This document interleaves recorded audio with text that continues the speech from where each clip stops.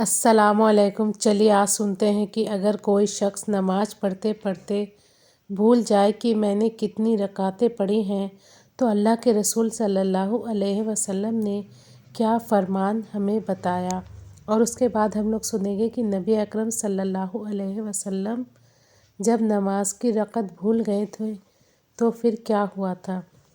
چلیے سنتے ہیں۔ سنن ترمذی حدیث نمبر 398۔ بسم اللہ الرحمن الرحیم۔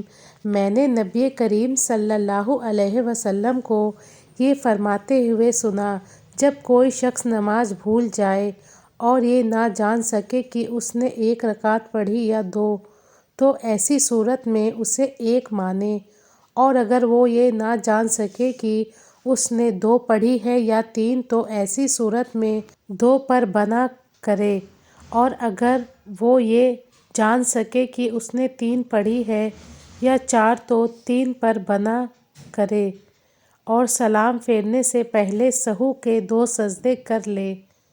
امام ترمذی کہتے ہیں یہ حدیث حسن صحیح ہے۔ دوسرا، یہ حدیث عبد الرحمن بن عوف رضی اللہ تعالی عنہ سے مروی ہے۔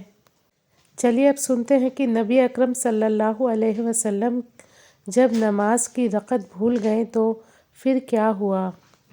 صحیح بخاری حدیث نمبر 1228۔ بسم اللہ الرحمن الرحیم۔ رسول اللہ صلی اللہ علیہ وسلم 2 رکعت پڑھ کر اٹھ کھڑے ہوئے تو جوالدین نے پوچھا کہ یا رسول اللہ صلی اللہ علیہ وسلم، کیا نماز کم کر دی گئی ہے یا آپ بھول گئے ہیں؟ رسول اللہ صلی اللہ علیہ وسلم نے لوگوں سے پوچھا کہ کیا جوالدین سچ کہتے ہیں؟ لوگوں نے کہا جی ہاں۔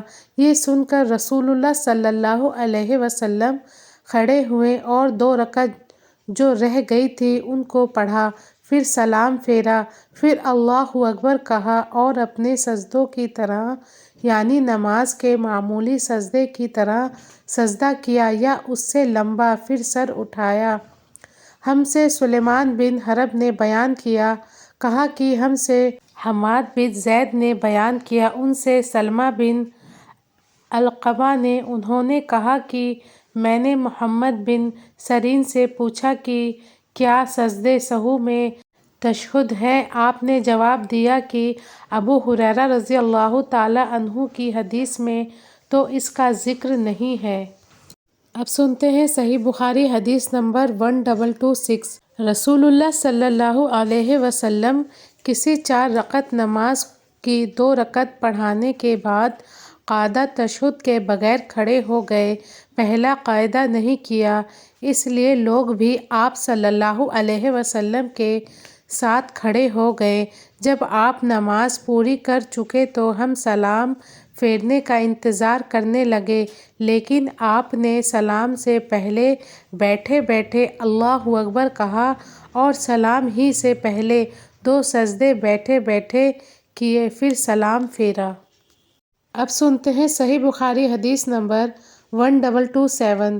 نبی کریم صلی اللہ علیہ وسلم نے ظہر یا عصر کی نماز پڑھائی۔ جب آپ صلی اللہ علیہ وسلم نے سلام پھیرا تو جوالدین کہنے لگا کہ یا رسول اللہ صلی اللہ علیہ وسلم، کیا نماز کی رکعتیں گھٹ ہو گئی ہیں؟